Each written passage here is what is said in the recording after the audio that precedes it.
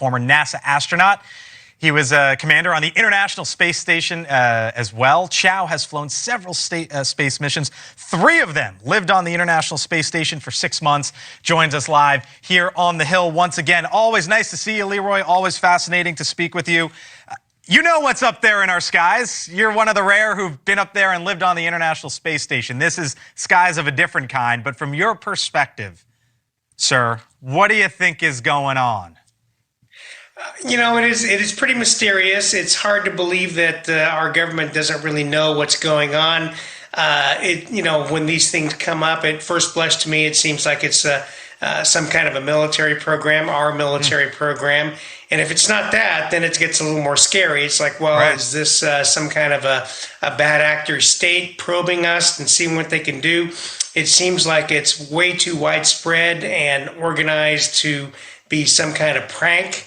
Unless somebody's got a lot of money to spend on that. So it's hard to say. It's, okay. Our government has denied any knowledge of it or that it's any one of their operations. So I'm just as mystified as you are, actually. You're mystified, but you also had an incident yourself, right?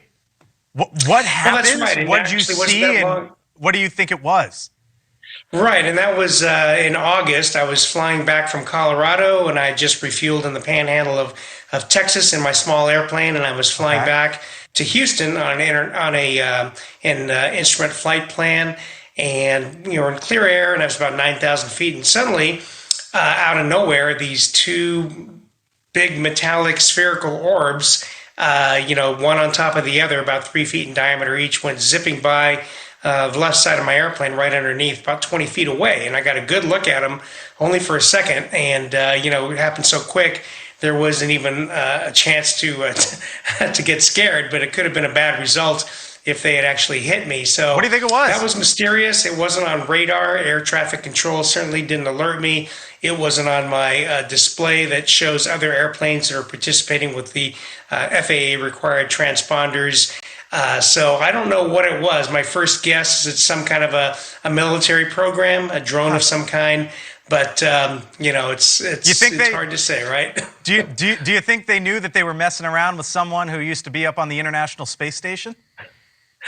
Frankly, I think whoever was operating the drone wasn't aware that I was there, right? So it's just kind of dumb luck that they didn't hit me. And it kind of makes me a little more, wary as a pilot, and I'm keeping my eyes out a little more outside than I used to. Is the government doing enough, Leroy? What's that? Is the government doing enough? I'm sorry, you're cutting out a little bit. Is the government doing enough? Do you think they're doing enough to basically get to the bottom of this, or tell us? I think they could be a little more transparent. I think they could tell us what they know. I mean, and like I said, if they really don't know, that's a little more disconcerting, right? I mean, shouldn't they know? I mean, how could we have the best, most advanced military and capabilities, technological capabilities in the world, and if they don't know, that's even more disconcerting. Leroy Chiao, former commander of the International Space Station, had an incident of his own and, of course, is asking questions just like the rest of us. Leroy, thank you. Appreciate it.